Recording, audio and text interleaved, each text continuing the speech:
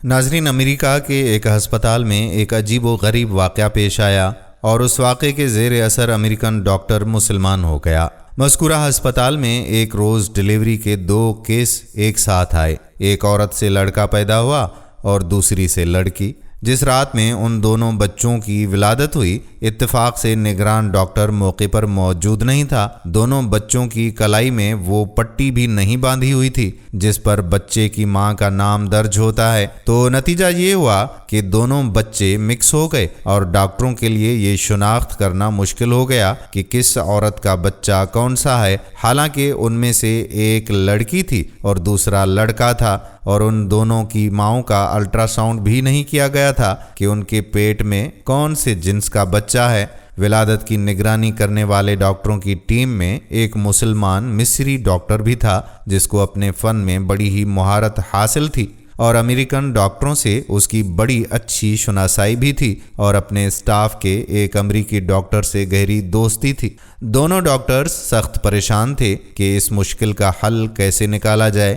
امریکی ڈاکٹر نے مصری ڈاکٹر سے کہا کہ تم تو دعویٰ کرتے ہو کہ قرآن ہر چیز کی تشریح کرتا ہے اور اس میں ہر طرح کے مسائل کا احاطہ کیا گیا ہے، تو اب تم ہی بتاؤ کہ ان میں سے کون سا بچہ کس عورت کا ہے؟ مصری ڈاکٹر نے کہا کہ ہاں، قرآن مجید بے شک ہر معاملے میں نص ہے اور میں اسے آپ کو ثابت کر کے دکھاؤں گا، مگر مجھے ذرا موقع دیجیے کہ میں خود پہلے اس معاملے میں اطمینان حاصل کر لوں۔ چنانچہ مصری ڈاکٹر نے باقاعدہ اس مقصد کے لیے مصر کا سفر کیا اور جامع ازہر کے بعض شیوخ سے اس مسئلے میں استفسار کیا اور امریکن دوست ڈاکٹر کے ساتھ کی گئی بات چیت کی روداد بھی پیش کر دی۔ ازہری عالم نے جواب دیا کہ مجھے طبی معاملات اور مسائل میں ادراک حاصل نہیں ہے، البتہ میں قرآن میں ایک آیت پڑھتا ہوں، آپ اس پر غور و فکر کریں، اللہ تعالیٰ نے چاہا تو آپ کو اس مسئلے کا حل اس میں سے مل جائے گا۔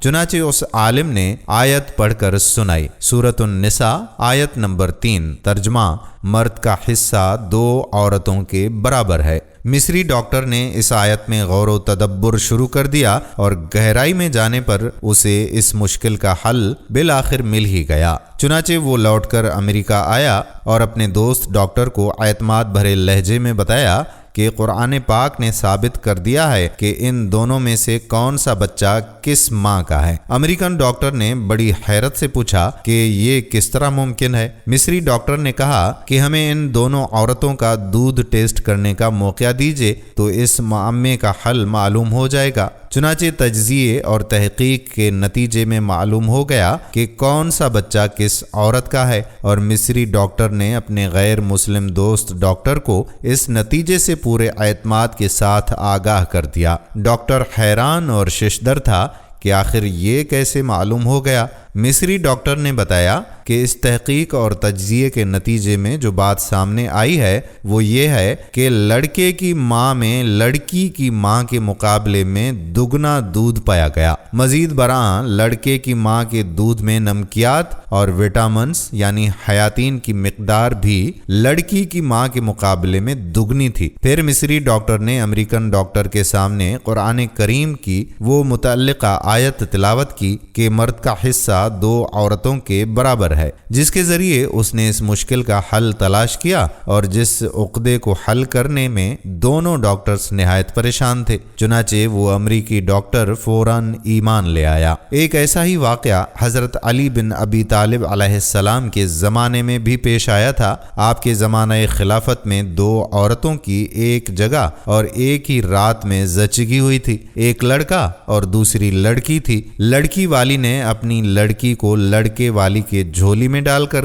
لڑکے کو لے لیا۔ لڑکے والی نے کہا کہ لڑکا میرا ہے۔ یہ مقدمہ آپ کے پاس آیا، آپ نے حکم دیا کہ دونوں کے دودھ وزن کیے جائیں، جس کا دودھ وزنی ہوگا لڑکا اس کا ہوگا۔ ناظرین، ہم امید کرتے ہیں کہ ہماری آج کی ویڈیو آپ کو ضرور پسند آئی ہوگی اور اپنے دوستوں کے ساتھ اس ویڈیو کو شیئر بھی کریں گے۔ آنے والی ویڈیو تک اپنے میزبان قادر بخش کلہوڑو کو اجازت دیجیے۔ اللہ حافظ۔